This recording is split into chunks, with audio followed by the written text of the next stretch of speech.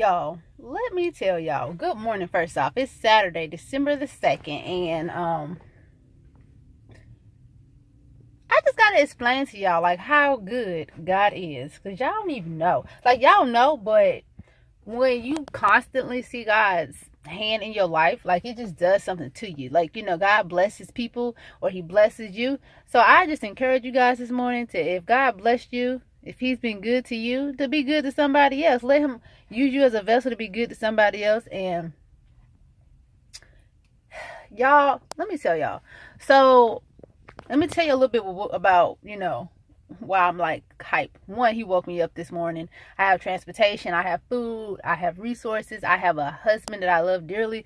Like, I'm just excited. And ever since I started this channel, it's really helped me to like think optimistically, to be open-minded, to just be like, find a way out of no way, right? So I always talk to my mom and she was like, oh, you a survivor, you a survivor. Like I promised you, when I decided to change my mental game, like how I think about stuff, be open-minded, even with coming into the military and all the stupid stuff they be having us do that don't always make sense to you at first, like it's just mind-blowing. So anyway, I've been riding with folks all week to class or whatever because I had a freaking nail in my front tire. And I was really pissed because I'm tired of getting nails in my freaking tires. So I went to Firestone this morning and he was like, oh yeah, you're going to need a new tire, right? Because my friend, one of my battle buddies' class, he took me to go put air in it. And he was like, oh yeah, you're going to have to get a new tire because of the placement of where the nail is too close to the rim.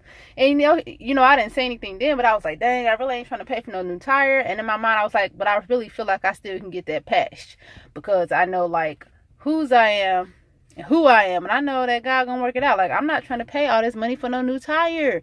Like, that's gonna change in my finances, obviously, because they're providing my lodging. So that took out one of my housing allowance, and that's a whole nother issue in itself that I'm not gonna get into. But I'm not worried about it because God got me. He always provides. He always take care of it. So I'm like, okay, I got this amount of money to work with. I don't put myself on a budget. Moving up here was expensive. I got stuff to pay off. I got stuff to do.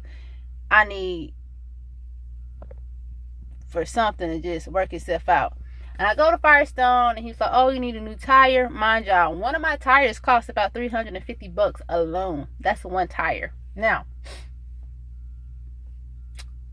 then he was like, well, you're going to have to get two replaced because you have four-wheel drive car, and in order for you to not have issues driving, they have to have the same tread depth. You need a tread depth of about 11. You have a tread depth of about 6 on here, so you got to repair 2 tires. And I was like, ain't nobody trying to pay $700 some. Like, no, not in the budget. So, mind you, of course you guys are saying, oh, you have an expensive car, you should probably have savings. Yeah, I did have savings for this car that I put into the car when I drove up here. So I got to restart that whole little fund over. So I'm like, okay. I called my husband and I was like, okay, what do you think? Like, Firestone is expensive as is. And I was like, I just wanted to make sure I keep my husband in the loop. And because sometimes my husband is full of wisdom, and some stuff that I may not think of, he might think of. And he was like, no, you can go somewhere else. You don't need no 2 extra tires. You just need 1. You can go to Pep Boys. Firestone. I was like, babe, I'm already at Firestone. He was like, well, you don't have to go to a big name shop. So I go to this other shop called Broadway Tire Shop, and it looked like a little mom and pop tire shop. And like, when I say it was like ghost town, it was like cars there, like old school Chevys and stuff, but there was nobody there. I called the number, I looked in the window, it was like ghost town there. So now I'm irritated because I'm not trying to drive that far away from the post with this freaking tire like this. And I go to Rodriguez Tire Shop, right? So I passed it because it was on my left side, and I actually rode into another one. They were both like Hispanic shops. But my experience, when I rolled out of one shop, and you can see them looking at me like, she obviously got her caution lights on. She obviously need a service. But she's leaving the drop because I had my GPS set to take me to Rodriguez Tire Shop, which was literally on the left, 2 buildings down. And I went over there and I was like, no, I set myself to go to Rodriguez. I'm going to go to Rodriguez. I don't know. It was something that was drawing me over there because that's where I had planned to go. And, after the first 2 tire shops between Firestone and Broadway, I was like, God, I need you to work it out. So I go down the street back to Rodriguez and I pull up. And when I say I've never had the type of, what I love about Hispanics is they're hardworking. There's lots of them because I'm in Texas. And they get straight to the point. No bull, no nothing. They ain't trying to, do this extra stuff. Oh, you need this, you need that. Because even with dealing with some black people, they'll try to get over on you. I've had that experience before.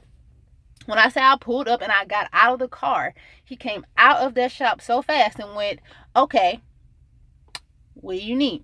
I said, I have a nail in my tire. I just want you to know, mind blown. Because the conversation stopped after that. He stopped talking to me. He went to the thing, pumped my car up, took the dang on tire off, and took it in and started doing work like immediately. And I was like, well, dang. Not community service, but customer service at its greatest. Like, I tell you the problem, and he immediately went to go fix it. He didn't try to sell me a tire, because he obviously sell used tires. He had like a shop full of them. He didn't try to sell me a tire. He listened to exactly what I said, and his mind was to immediately try to fix it. It wasn't, no, let me try to sell you. It was, okay, let me fix it. He takes the tire off. He pumps it up to try to see where the air is coming from. And he go, yeah. He marks it off. He takes it off. And he was like, come over here. Let me show you this hole. And he's like, it's pretty big. He's like, this expensive tire. $350. And I was like, yeah, I know. I just left Firestone for them telling me that. However, he didn't tell me that, oh, you need to buy another tire. He didn't say that. You know what he did? He went in that drawer and patched it up. Patched it up real quick. Let me watch his whole process. All the labor, he let me sit there and watch him do it. And then he pumped it back up, make sure it was good to go, bounced it up and down, and it was like brand new. Put that thing back on. He can, okay, it's only $10. Now tell me that ain't God. You patch my tire up when people keep telling me that it's not salvageable, that it's going to cost me this amount, and then you're trying to upsell me to make me spend all this money. And to have the greatest customer service, then he was like $10. And I was like, well, do you take a debit card? And he was like, no, but you can go down there to the Valero and get it. Trusted me enough to go down the street to come back with his $10. So when I went to Valero, I seen like this older guy just sitting there. Looked a little dehydrated, had a book bag. He looked homeless.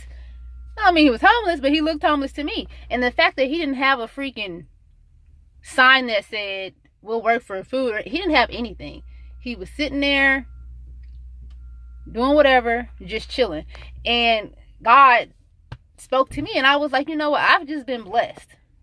I gotta go bless this man now. Like, that's what God's blessings to you should do. Like, he should bless you, and it should be contagious, and you want to go bless somebody else. And I'm not saying this to pump myself up, but I'm elated. I'm excited. I am thankful. I am grateful. Like, y'all don't know, because I'm tired of all these pop-up expensive. I still got to go and take care of this tail light. I'm going to go buy this tail light and pop this bad boy off myself. But let me tell y'all, I'm at HEB right now, whatever that stands for. I'll probably find out what it stands for, and I'll put it up here in the text when I edit this video. But that was my little piece this morning. When I say I am grateful, I can do the Holy Ghost dance in this parking lot, because that's how I feel right now. But I'm finna go ahead and get some items and finish running my errands. And God has just been too good to me today. So I went and blessed that man with $10. And when I came out the store, I went over there and he was just so like, I don't know. He just has this energy. I was like, well, good morning. And he smiled and said good morning back to me. And I just put $10 in his hands. He was like, thank you. But it was the fact that he wasn't out begging for something, or like he was just sitting there minding his own business. And I thought I would bless him with $10. I mean, he got up and went somewhere after I gave him $10, so maybe he really needed it. But that was what God laid on my heart to do. So God has been good to you, because if you're watching this video, that means he woke you up. Because let me tell you, you didn't wake yourself up. So when you get blessed, remember to bless somebody else. It needs to be contagious. You need to just bless people just because we're in the season of giving. And that's all I got to say. That was my little piece, guys. And I'll holla at you later.